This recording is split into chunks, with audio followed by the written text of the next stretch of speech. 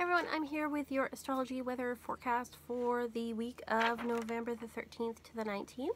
So as always, if you want your own astrology birth chart reading, you can go to Etsy shop to order one below. But otherwise, let's get started with the week. So headlines for the week. First of all, we have a new moon on Saturday.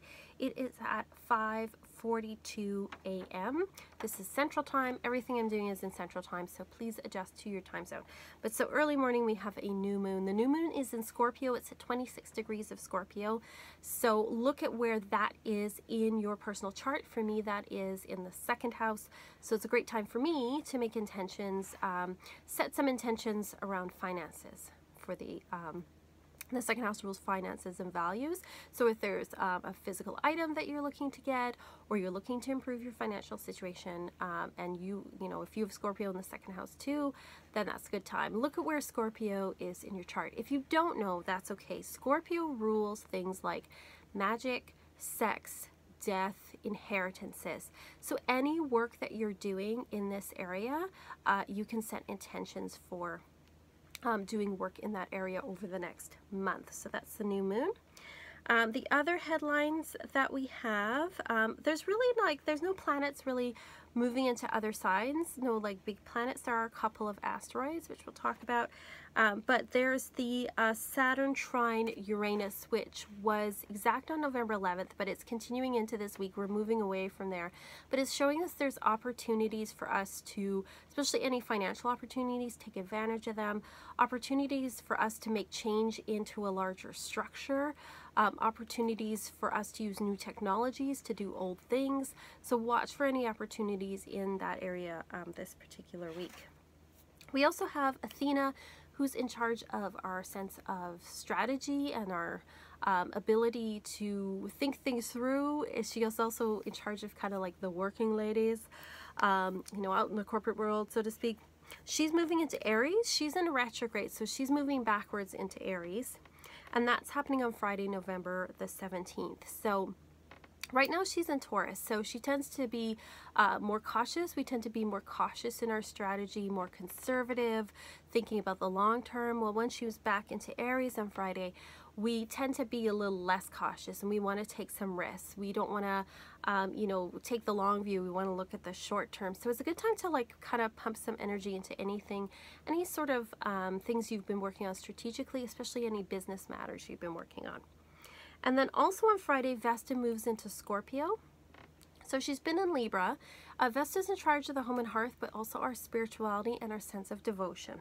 And so in Libra, she wants to play nice. She wants to work with others. She wants to be in harmony with people. She wants a beautiful home environment.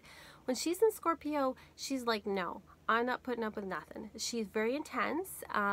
It's also Scorpio because it rules things like magic and the occult. It's definitely spiritually, people are looking more at those kind of things. And also, she tends to go for, when it comes to home decorating and things like that, darker things, darker colors, more lush, more sexy, more sensual type of things. So some things to look at there. So that's the big headlines for the week. We'll look at things day by day. So on Monday, we start off the week with the moon in Libra. She moves into Libra on Monday at 5:26 p.m.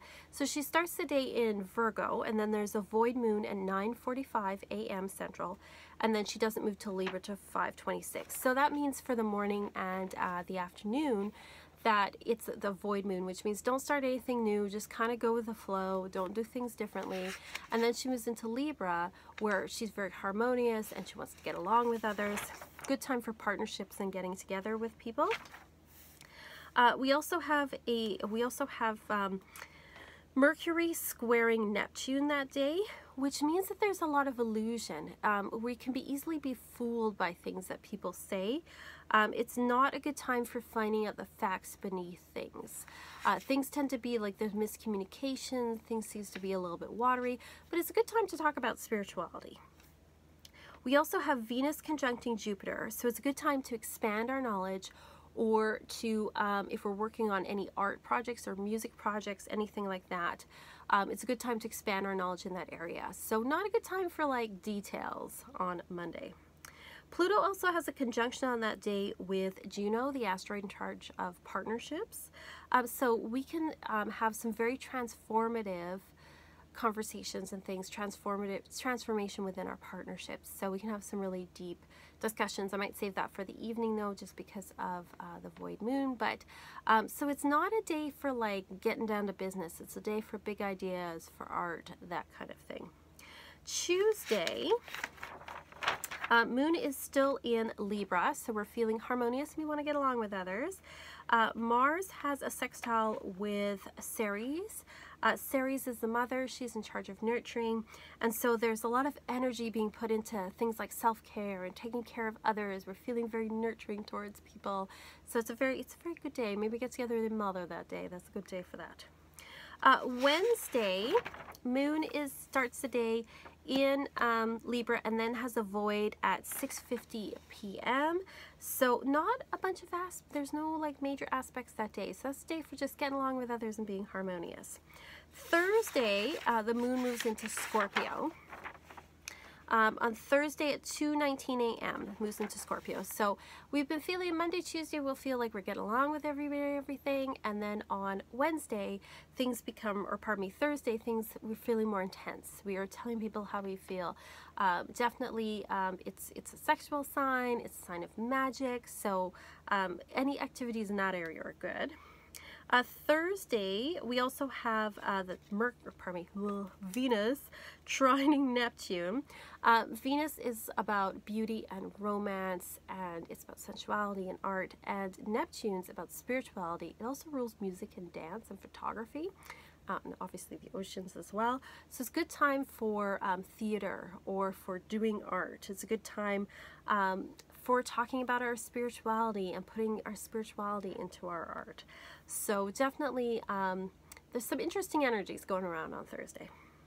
Friday, the moon stays in Scorpio and we have sun trining Chiron, which means that there's opportunities for us to look at some old wounds and heal them. Saturn has a sextile with Mars, so we start taking some physical action on the goals that we've been talking about on Friday. We also have Mercury squaring Ceres, so there might be some difficulty in communicating what we need that day as far as nurturing, or people may have difficulty telling us what they need. So we have to kind of try to read between the lines a little bit on that day. Saturday, we have our new moon at 5:42 a.m.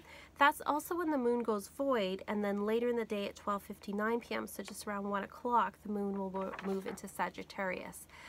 So we have the new moon in the morning, so you might want to, I usually look at the 3 days before and 3 days after, but with a new moon, I would say maybe do the new moon stuff.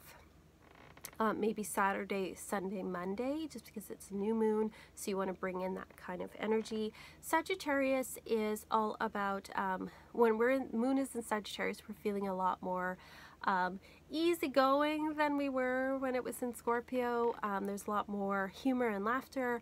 We talk about big ideas. We have a sense of adventure. We want to go out and do things. So it looks like the weekend's a good time if you're getting out and doing things. Things will go well. We also have, we have new moon, moon in Sagittarius. Okay, that's the only thing that day. And then Sunday, the moon stays in Sagittarius, and we have Mars squaring Pluto. And Mars and Pluto, when they're squaring each other, that's a sign, an aspect of tension. So Pluto is death and transformation, and Mars is like our drives, our courage, we want to impose our will on people. It's also our sex drives. And so this can create power struggles with people, sometimes jealousy, sometimes revenge even. So we have to kind of temper ourselves. Like if you feel like you're having a knee-jerk reaction to somebody, you want to kind of get them back, take a deep breath and hold off, because that's Mars squaring Pluto. And we also might feel other people's stuff as well, and to remember that some of that is projection, and that doesn't mean don't defend yourself, but don't lash out because you might regret it later. So that's what I'm seeing for the week. I hope this is helpful and insightful for you. If you have any questions, please put in the comments below, like and subscribe, and I'll talk to you all next time.